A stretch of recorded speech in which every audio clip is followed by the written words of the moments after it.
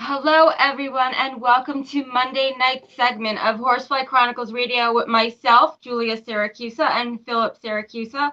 We are broadcasting live from the United Paranormal Radio Network on 105.3 FM from New Orleans. This evening's show is fully sponsored by Carnation, so we want to thank them for their sponsorship. We love them. You will have to do a few things in order to participate in chat. Go over to the International Public Radio on YouTube, get into chat, subscribe if you haven't. I can only respond to your comments on that YouTube channel. You can also go into all of the Facebook stations, UFO Paranormal Radio Network, UFO Undercover with Joe Montaldo, News on the Flip Side, also Twitch, SoundCloud, and Podbean. Also, go over to our group on Facebook, Horsefly Chronicles Radio. And also, if you have any questions for our guest, please ask. Today, we have an amazing guest who we know well and that's we've talked to before. So please let's welcome Deborah Voorhees to the show.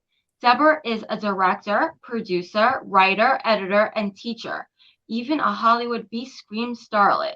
In film and television, she worked as an actress in Friday the 13th, Part 5, Avenging Angel, Innocent Prey, 7 episodes of Dallas, Riptide, and Days of Our Lives.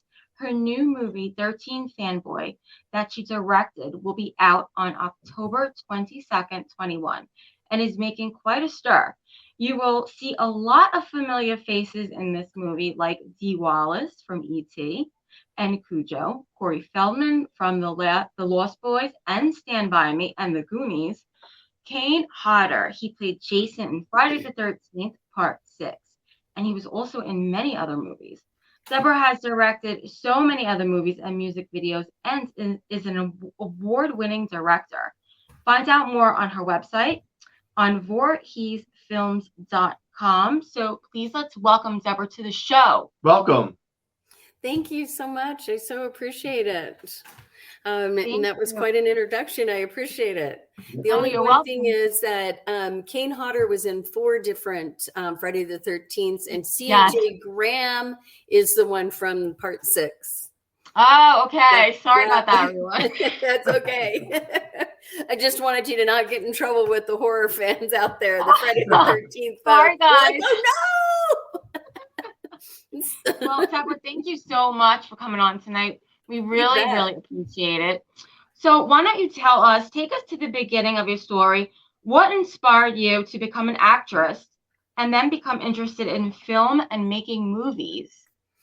You know, I think overall, I've always loved telling stories. I've always been making up stories. I'm sorry to say, but in school, I spent a whole lot of time in my head. And I'd be going on these wild adventures. The teacher may have been up there trying to teach me something, but I was in my head going, ooh, I'm on a horseback trip, and ooh, there's a mountain lion after me. Who knows where I was in my head. But I loved doing stories. I love, and what a beautiful way of doing it. Think about a movie. A movie uses all different types of the arts. You have the visual arts. You have lighting, you have music, sound design, the physical visuals part, costuming, makeup, you just go down the line and it has all of it. It all comes together with movies. And so I think it was just a natural fit for me. And you do such a great job at it. Yes. We've seen the trailer, 13 Fanboy. Yes. I mean, that was an amazing trailer. Thank you. Thank you. That was put together. And I guess that's all the years of experience that, I am not the best at doing trailers, but I had Riley Morris. He was my partner in crime.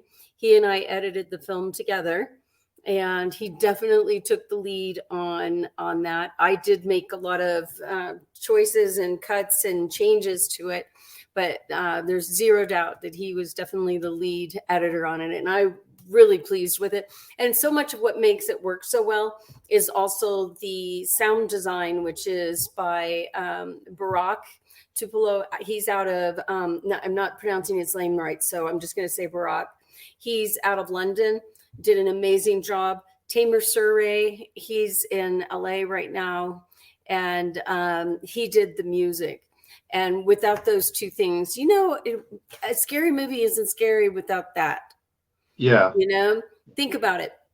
Just watch any scary movie and turn the sound down. Mhm. We're not scared anymore. Isn't that true? You've got to have the good visuals too, but it's 50% of a movie. It's funny that you're saying that. We were just watching a movie not too long ago from the 60s, one of those black and white horror films. And it was like a loop play of the horror music. And it was just like, okay, so it's not scary anymore because it's the same theme over and over again with different scenes. So I could definitely relate to that. But what I do like about the trailer of Friday 13th Fanboy is that it has a lot of content and a lot of different moving parts to it, which it's like, it's not a boring trailer. It's like you want to it just keeps going to one content to the other. And it's like, wow. Because trailers are so important because let's face it, we watch a lot of trailers and trailers will make you want to watch that movie. Oh right. Yeah. And it was fabulous. My pet peeve with trailers is when they start telling too much of the story. Tell me just enough to get me interested, but don't tell me much more. And because sometimes I finish watching a trailer and very often I will cut it off at the 60-second mark. If I feel like it's starting, it's like, oops, nope, telling me too much. Turn that thing off, especially if I want to see it, because there have been times when I'm like going, oh, this looks interesting. And then I'm going along and I'm like, I don't need to see it anymore. I know exactly what they're doing. Or they don't show enough. And then there's trailers that they don't show nothing. And you're just like, okay, you're lost. Right. You've got to have the combo. Yeah. And so that's, I'm really happy with the way the trailer came out. I feel like it told you enough about the killer. I'm also much more interested in a story that tells you about a killer, because I'm going to just pretend this isn't a human being with thoughts and feelings and reasons for being who this person is. Yes. I want to see a layered character on everything. I don't want just a dead-eyed killer just out there doing it for no really particular reason.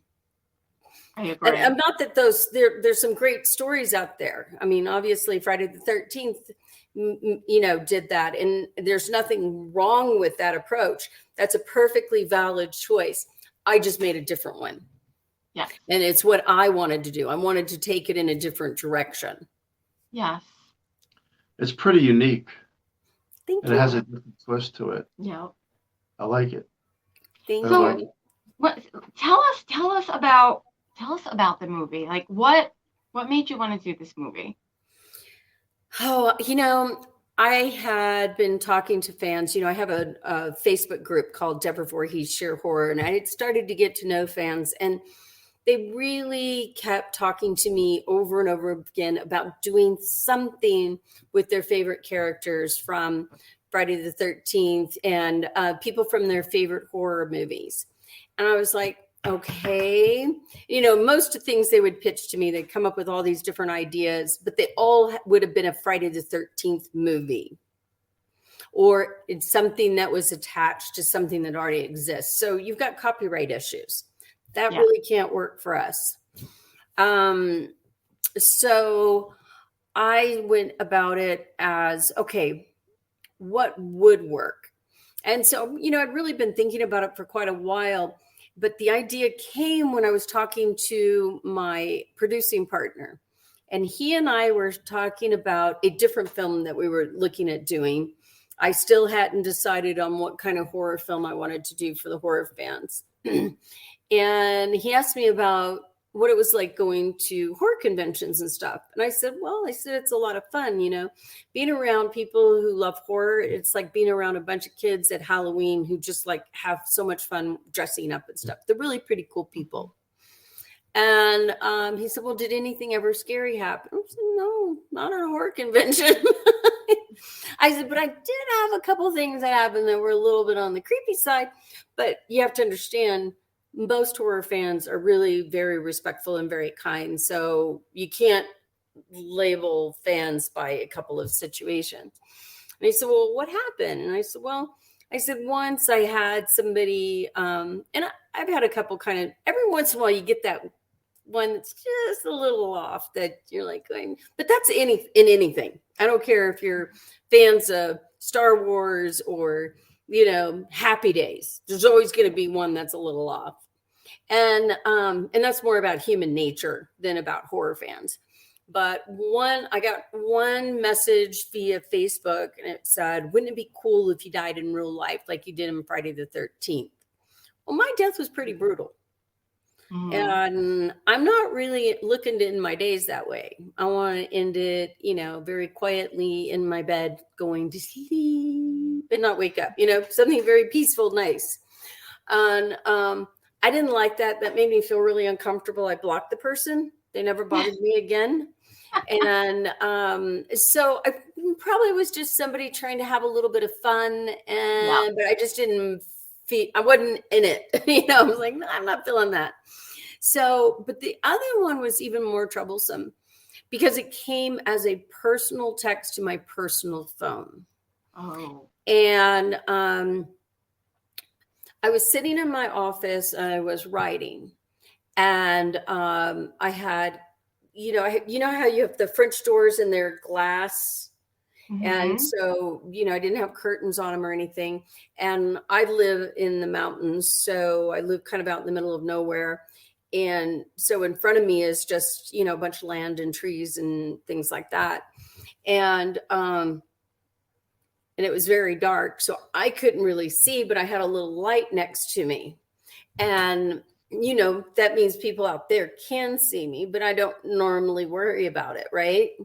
And he says, I see you. And then basically goes on to that you could tell he's pretending to be Jason and pretending that he was there to kill me. Oh my God. And that really made me uptight. And I blocked the person. Luckily, after that series of texts, as far as I know, they've never tried to contact me again. If they did, they were not telling me who they were. Mm-hmm. And but that ended. And my producing partner said, that's our story. And I'm like going, I'm looking for something fictional, not something that can actually happen. And then I literally spent the next 5 nights kind of pacing, thinking about it. And then finally I was just like, if this is freaking me out, I can freak other people out. This is the story. This is the right one. And I kind of adjusted it. One of the things that was kind of troublesome for me initially was like, will making of the movie cause a problem? And I thought, no, somebody who's that type is going to do it no matter what. And stalking is not something new. Stalking has been around forever. And people in films that never talked about stalking have been stalked.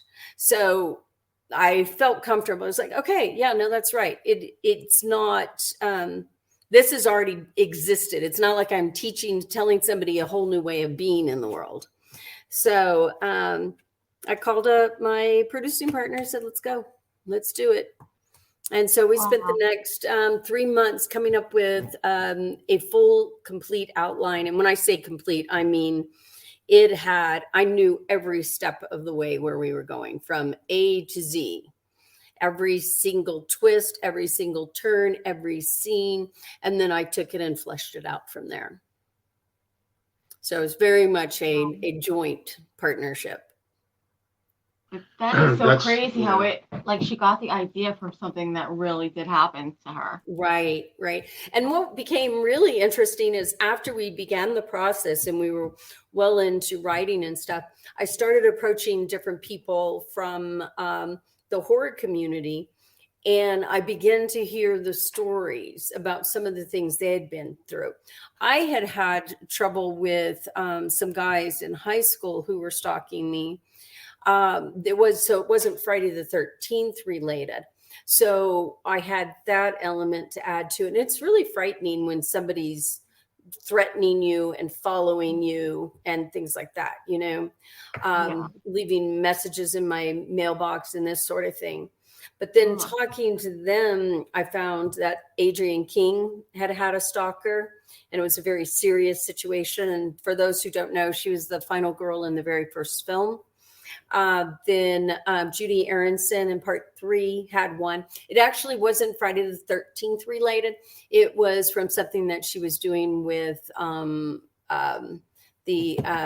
television. And then we had a third one that was Lar Park Lincoln, and she's also in the film as well. And she had a stalker for 6.5 years. And so that one was a very serious situation as well, as Adrian's was. And so that really made me realize just how close to reality all of this was. Definitely. And you hear those stories. I was going to say that. You do. You hear a lot of stories like that. Yeah. And, thankfully yours turned out to be different. Mm-hmm. But there were some tragedies that did happen. Yeah. Right. Absolutely. So take us back now to your acting career. Let's go back on the clock and Dallas, right? Oh, yeah. Let's talk about that, because that was a big show back in the day. It was a huge show. And that was actually my first gig. The first gig I had with them was working as an extra. And I did extra stuff for them many times. And then I actually was hired on to do work as a stand-in, which was actually my favorite thing to do because you became a part of the family. And so I stood in, if you don't know what a stand-in is, it's where somebody comes in for the actor or actress and stands there while they're doing the lighting, because it can take quite a bit of time. So it's easier on the actors because they've got to get prepared for the role rather than just stand there. They're usually in hair and makeup and everything else. And so I was doing it for the brunettes in the film. So like Victoria Principal, Linda Gray, and that sort of thing. And then I ended up, over time, they put me in 7 different speaking roles in the film. And Larry Hagman would sometimes on set just call me Debbie Sue as my name. And which I thought was really funny. And one of my favorite things, though, is that when I would come on the set, he would sing, it's the Peggy Sue song, Peggy Sue, I love you, only the Debbie Sue, I love you. And so I thought that was really sweet. It was a neat set to work on. There were a lot of nice people on there. Yeah, that was an amazing show. Yeah. Mm-hmm. And then what was next after Dallas?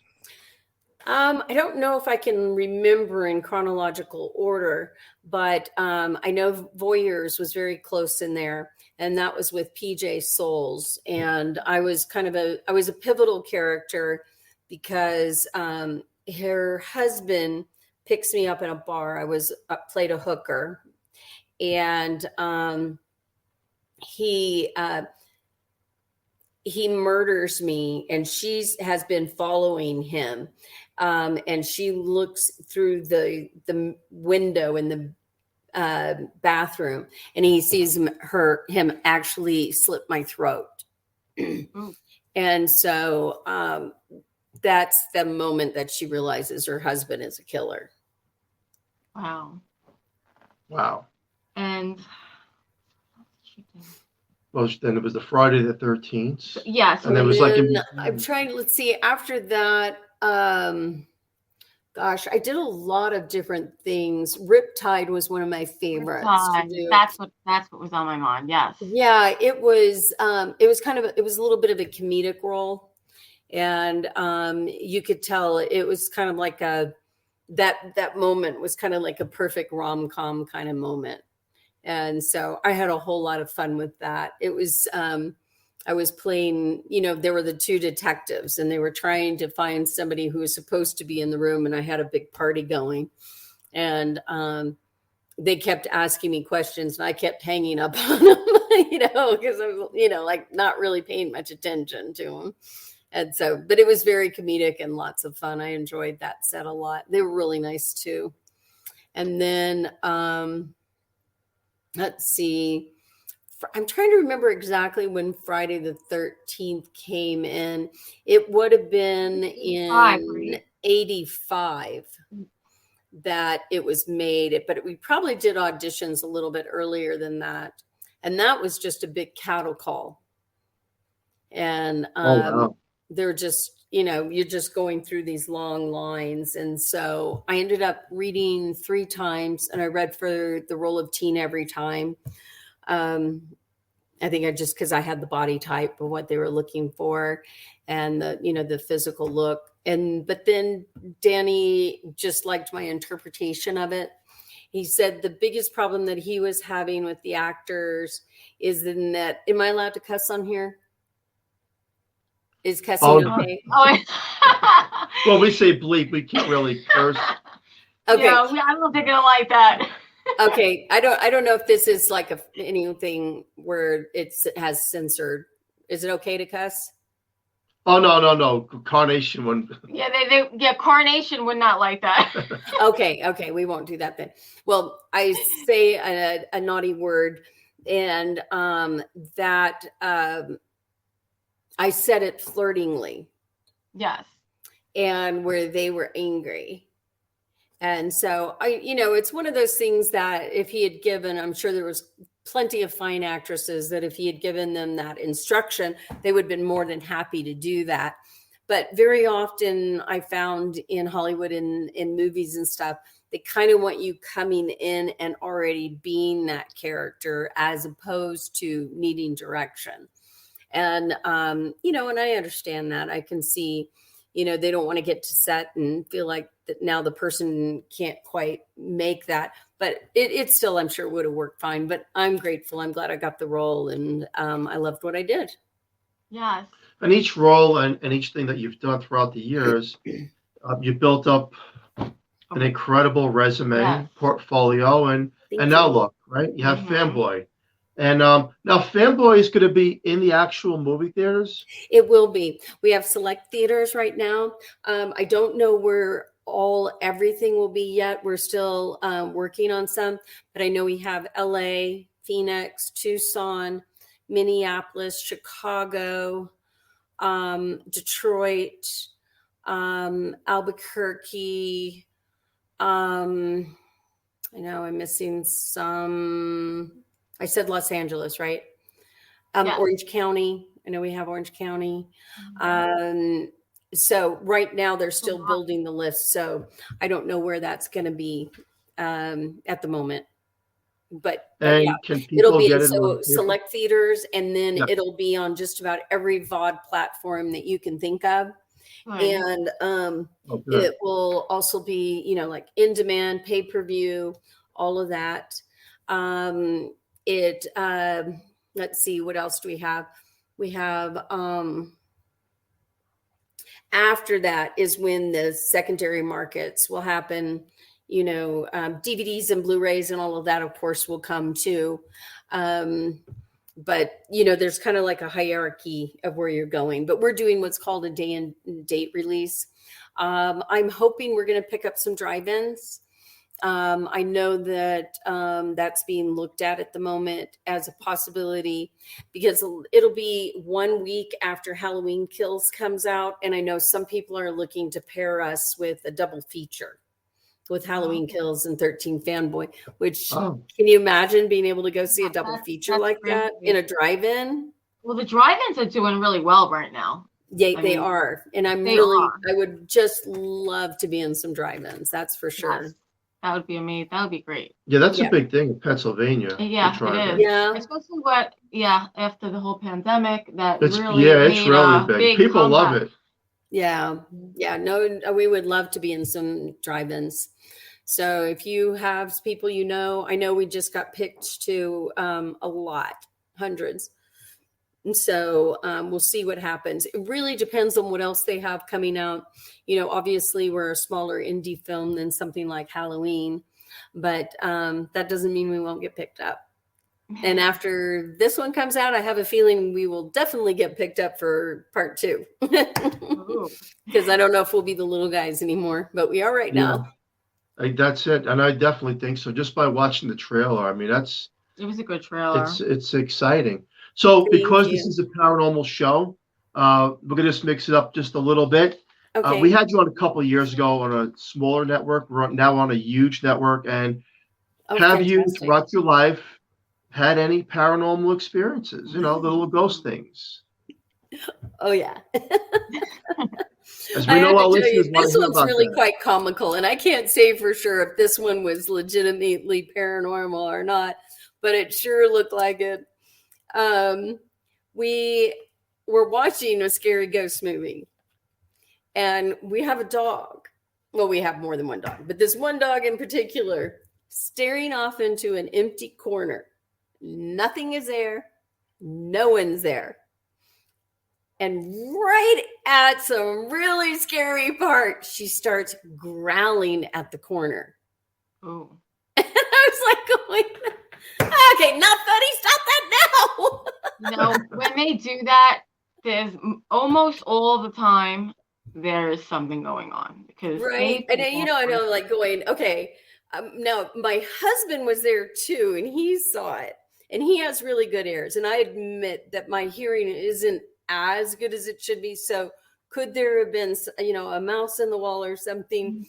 Mm-hmm. I do think I still hear those things. I don't think that's at a level that it's affecting me because I have heard those in other places and I definitely didn't. But he who has really good hearing did not hear anything. Mm-hmm. So that was one thing. The other thing that happened not very long ago, I'm at home and I hear the garage door open. I hear the garage door close. I hear the door from the garage to the house open. And it's one of those that has like one of those slider things. So it makes a lot of noise, goes shh, mm-hmm. Lock, steps. Hi, honey. Nope. He's not there. No one's there. I look outside, not there. Call him on the phone. Honey, are you coming home anytime soon? And he's just like, honey, I'm a good 20 minutes away. Oh, so that wasn't you, huh? That's creepy. Were you scared? So, honestly, it doesn't scare me at all. Honestly, it doesn't bother me, except for when I was watching the scary movie, and then I was like, shut up, stop it. Yeah, you don't watch scary movies before bed, especially if you experience something like that.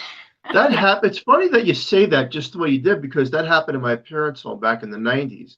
Oh, my father would come home a certain time every night, and we heard the garage door shut, and then we heard someone walking up the wooden steps, and all of a sudden there's nothing. We opened the door, but there's nobody there, and his car's not even there. Right. And there's two thoughts, because I'm so deep into paranormal mm-hmm. and doing these interviews. There's two thoughts.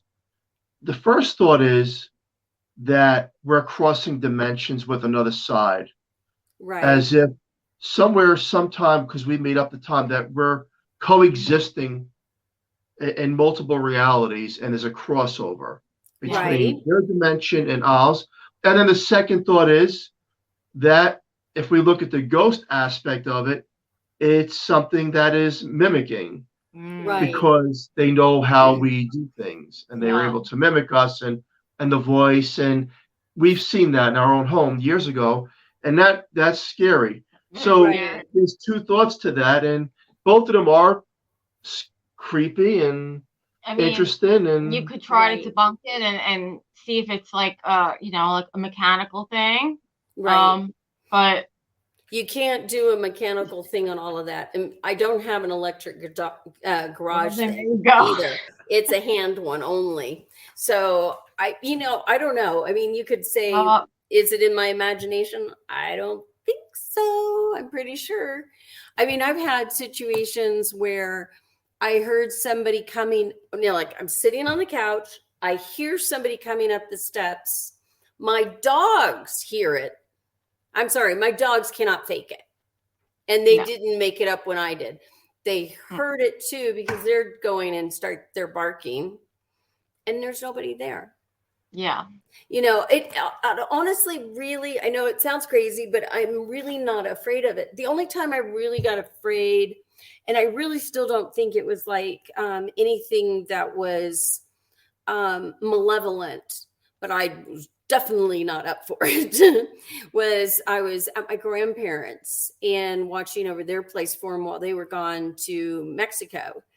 And for 3 nights in a row, well, actually, technically a 4th night, because the 4th night was when I finally ran. But I had where I physically felt a hand on me, and a few times playing with my hair as I was trying to sleep, nails down my back. And it wasn't ugly or anything, but there's no one there. I'm not comfortable with that. Yeah. And so I was just like, okay, finally, 4th night, it happened again. And I end up in my car, in my pajamas, driving to my mommy's house. And I'm like 20 something years old. I'm like, Mommy, let me in. Hey, it happens. I don't know how to explain it. I don't know that I can tell you exactly what it was. Pardon? Yeah. You're not alone. No. You're not alone, because I've done some of those things myself. Yeah. At 3 o'clock in the morning, I decided I'm leaving the house. This is when I was living with my parents. I'm leaving, and I just sat at the beach all night by myself, waiting for sunrise before I even go back into the home. So you're not alone with that. And it's like, you're not scared, but it's the element of surprise that you don't want to see what's on the veil, what's through that veil, like what it really is, Like we could deal with the whispers and maybe the creaks and the walking to a certain degree, but we don't want to see it. Yeah. Because quite frankly, if you've seen it. No touch. Don't be touched. And don't. I have that rule. No touch. I have found that I can pretty much, I've had different electrical things, like it happens with several different things. So, and it'll only like be one light in the room. It's not like all things are going on and off at one time. Or the TV will turn on, or it'll change the channel. Like, I'm like, no, but the clicker's way over there, and there's no other way to do it, and nobody's anywhere near it. I mean, I've hit it before and leaned over, and then I look and I'm like, oh, I accidentally changed it. But when that happens and I look and there's nothing there and the clicker's over there and it changed it, I'm just like going, okay, look, I don't care what you want to watch. I'm watching this. That's something I would say. Just leave my remote alone. Right. Do not mess with me. So when this happens, do you have any mental images of what it might be? Sometimes in your suppressed memory, they give you like an image. None. No, I'm just completely, I don't know. It doesn't bother me. I remember this other time that this one was really bizarre, and my husband was there, and this one really freaked him out. I'm in bed, about to go to sleep, and all of a sudden I have a ceiling fan, and you know how you have the lights with the chain like this? Yep. Mm-hmm. All of a sudden it went, and you could hear the clicking and the thing going over and over again, on, off, on, off, on, off, on, off. And I go, Richard, stop it. He goes, what? I'm in the bathroom. He walks in to see it do its last 2 times. And he's like, what the hell? I'm like going, you didn't do that? Oh, man. Is this the home that you live in now? This is the home we live in now, yeah. Oh. And then we also had in the same room, we had a light, and it was really hard to turn on and off. And it was a little bit after that one, maybe a month or so later. And that went click, click, click, click. And we sat there for the longest time trying to figure out if you could get it in a spot where it would do that by accident, like if maybe we turned it off. Yeah. But the thing was, this was a lamp we never used. It's in the room. It's pretty, but we don't use it because it's over in another spot. And so when we're turning on lamps, we're turning the lamps on by our beds. So it would have had to have been like that for a long time, but we could never make it do that. And so we're like, okay, well, so there's that. So, but I've had a lot of weird things. Like a friend of mine died in a car accident, and in the home, now this was when I was sound asleep, so I really didn't think too much of it, but I was startled awake by somebody grabbing at my legs and pulling on me. And I just thought, I was startled awake and I was so sleepy. I thought it was part of the dream I was in. So I went back to sleep. Didn't think much about it. Next morning I get up and my roommate said she had the same experience. And she was actually freaked out by it. But then my third roommate came out, did not hear what we had already said, and said, oh, shit. You won't believe what happened. And in his situation, he had his bed up on, it was like a platform, and then he had bricks under there, and the bricks were kicked out from underneath. And he was jerked, something grabbed him with the hands. And both of them didn't think about it being a dream. They felt it was real. I thought it was a dream. But then when you put the three together, and then shortly after that, we found out that he died in a car wreck at about 2-3 o'clock in the morning.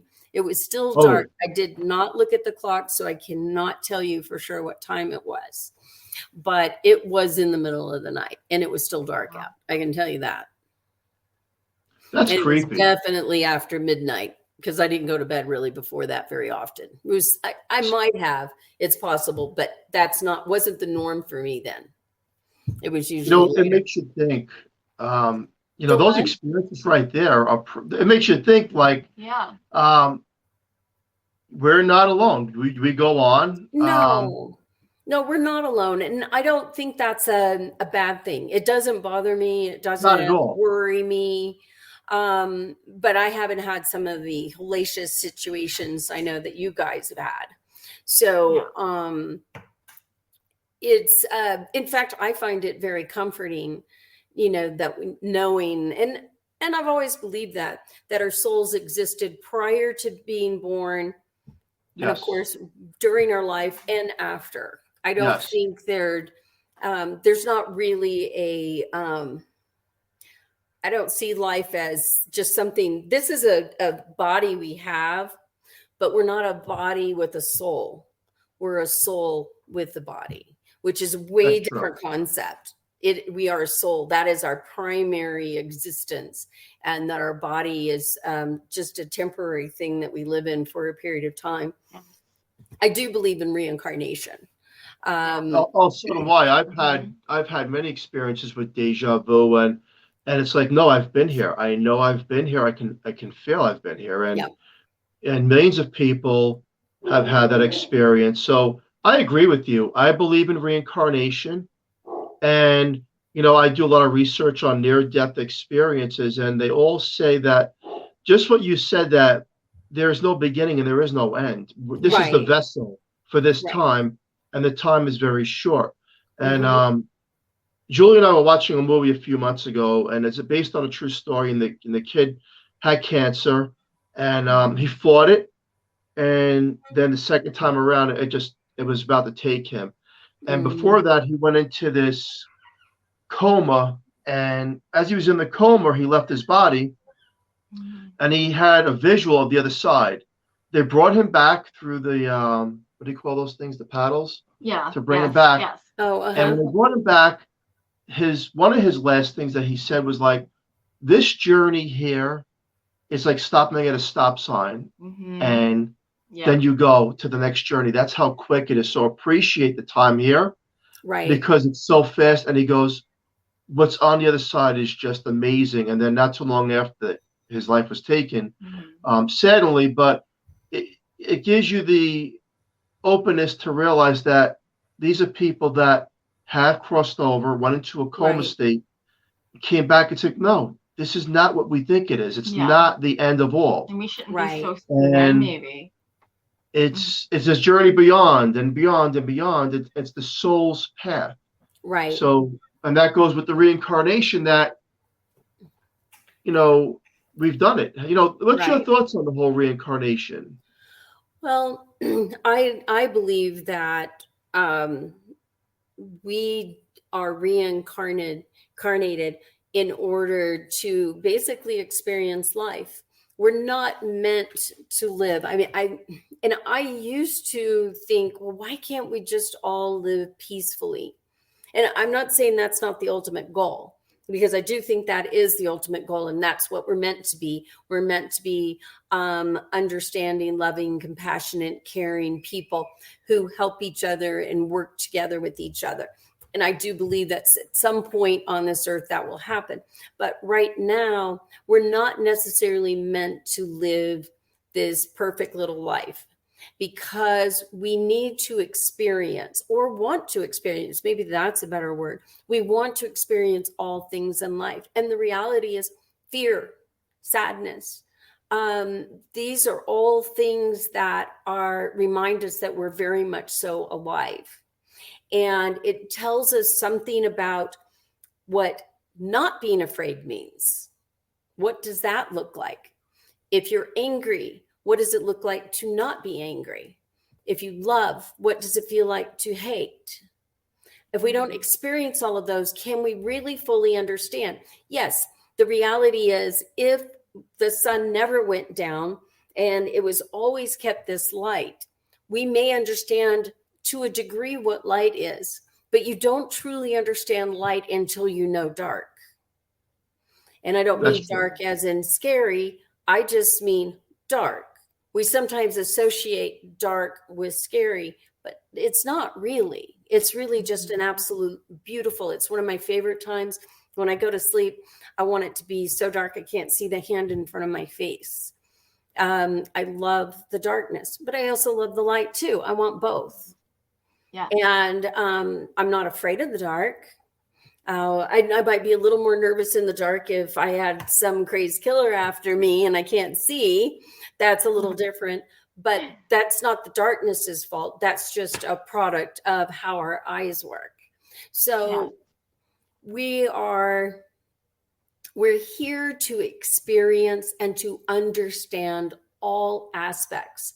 As a soul, I feel like we have more of a knowing and an understanding, but experiencing something is different. And we can take that with us. And over time, I think it's more about, I used to think that it was about us learning something and getting better and better and better. And in a way, yes, that still holds true. But I think it's more about us remembering who we are and choosing to be who we really are. I believe with every inch of my fiber, and I know there's mountains and mountains of evidence to say I am wrong, but I will never believe anything other than this, that we are all goodness, love, and light, and that we have roles to play. If one person needs to experience something negative, somebody has to agree to do that, to bring that negativity to them. So think of it this way. Even if you want to be a peacemaker, let's say that's your goal. You're coming into this life and I want to do nothing but bring peace and love to the world. Guess what? If you're going to be peace and love, somebody else has to be the opposite that you have to fight to change things for. Very true. That's another way of looking at it. Yeah. And, I may, or, I'm sure I don't have all the details right. In fact, I think it would be impossible to. But at 60 and watching how these things have come about, and it's what makes the most sense to me, because I've never, ever, ever been able to buy into a concept of an angry God that will damn you to hell. But if you choose to experience hell, you may. And you also may not. You can choose when you want to stop. Now, we're not conscious of this. And that's what gets really tough, because when we're going through some really tough times, that's when we're most inside this body. But if we break out and come out to the soul level, it changes everything. Do you think, from saying that there's a possibility that we've chosen our exit sign in the physical world, where we've already written it before we're born and saying, okay, at the age of 40 or 50, this is how I'm going to cross over to the other side? I think that's possible. I do think that we choose an overall arcing idea of what's going to happen in our life. I don't think we choose every single thing that happened, because there's a lot of other people making choices too. And you can end up kind of colliding together, but you always have a choice how you're going to respond to it. Yeah. Now, and I'm not going to make a judgment one way or another, but I know some days I make much better choices on how to respond to something than on other days. Some days I don't respond very well. Yeah. And I get, and please do not think that I think that anger is a bad thing, because anger is something that's needed at times. But there are times when I've gotten angry about something that I really was pointless to. And that's human. It's human nature, though, to be like that. It is. We're very human. I'm very human. But I do find that when I can come from a place of compassion, I feel so much better in life. And it makes life so much easier. Because when I get mad and I get frustrated and upset, everything becomes more complicated. That's true. I think I talked to you about this last time I was visiting with you guys, was that about Shakespeare saying nothing is either good nor bad, but thinking makes it so. True. And if you really think about that on its deepest level, it is true. Because somebody could look at a mass killing and come away thinking it's good. I don't think I would be that person, but somebody might look at it and say, isn't it beautiful? They finally got to go home. Right? Or somebody else might say, isn't it beautiful? Because now there's not as many people polluting the earth. I'm not saying what is right or wrong on this. I personally would have a really hard time finding something good in a bunch of people dying. To me, that's very sad. My personal belief is that we should not interfere with another soul's path. Although I will protect myself. That would be the big exception, but we shouldn't do something that ends another soul's path. That they need to be in control of that. But, there probably isn't anything out there that, say you're protecting a child, protecting yourself, protecting someone else. If somebody's coming at me and I have a chance to take them down before they take me down, sorry, I'm not that much of a pacifist. Of course. I'm going to protect myself. And I'm sure as hell going to protect my family if I have any possible means of doing it. Yeah. Because I look at it this way. You made a choice to come into my house and try to harm us. I will take you down if I can. True. So I'm not saying that I'm like this total, complete pacifist. It's, maybe one day, but I don't see that right now. But yeah, we are a soul with a body, and that soul goes on and was here before. Yes. I definitely agree with you. And, especially when people that we love crossed over. Me personally, sometimes they come through the dream state and they look so good in the dream. And it's like, wow. And they're vibrant and they're like, no, I'm just on another side, but I'm here. I can see you. And they're real dreams. They're not elusive dreams. They're real. And you wake up with that feeling like, wow, I just had a dream with one of my best friends that crossed over years ago. And then the day goes on, and then all of a sudden something comes on the radio, like music, that you remember that song with that person when you were hanging out with them. Right. And it's like they always say, look for the signs. Absolutely. There's a lot of signs there. Sometimes you miss them, and sometimes you'll see them. Yeah. Right. But so that's the paranormal part, and we're glad unfortunately it's a short show, but I like that you said that and your experiences, and the listener wants to hear that. But now, really quick, back to Fanboy. Let's talk about the takeaways. So what can people take away from watching the film? What do you mean by takeaway? Like takeaways, like the thrillers, the chillers. Yes. Well, hopefully they'll feel scared. I think for the Friday the 13th fans, we're really, I've got a lot of Easter eggs in there, and horror fans are going to pick up on them. Non-horror fans, I think, will still really enjoy it, because we're really talking about something that, yes, it's a horror movie and it has slasher elements to it, but it's also a thriller, a psychological thriller, and it's a whodunit. Yeah. So for me, when I watch a Friday the 13th movie, you can have jump scares and you can be afraid in the movie. But in real life, I'm not really afraid of somebody coming up out of the grave physically and turning into the undead and start killing people randomly. And so when I get to the parking lot, I'm not going like this. But this one is something that can actually happen. And to me, that adds, for me personally, my personal experience is that makes it a higher level of fear.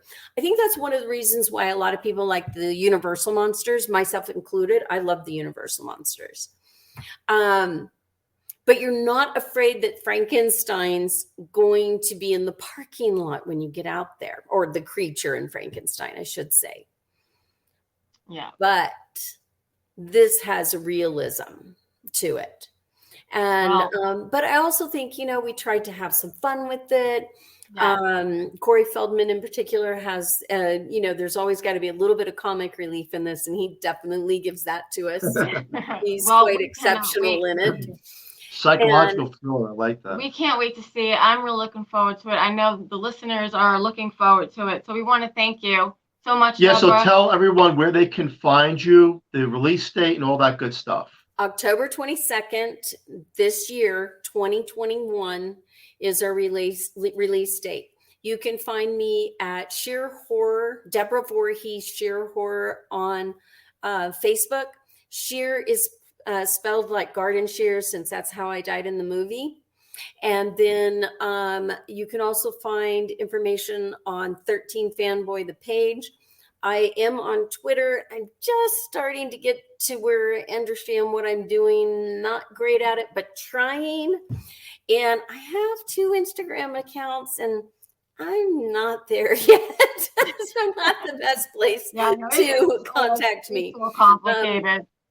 Yeah. But thank you, Deborah. Thank you so much for taking the time to come on the show. Yeah, this was a great show. Really quick, everyone, please share it, and thank you for being part of this. And you want to see that film. And we also want to have a special thank you to Carnation for fully sponsoring this show. We love them. Please join us next Monday night on United Public Radio Network on 105.3 FM from New Orleans. And stay tuned for The Angel Rock with the amazing Laura Lee Popton coming up next. Thank you, Deborah. Thank you, everyone. Everybody have a great, safe night. We'll see you next week. Yes. Thank you. Good night, guys. Thank you. Bye-bye.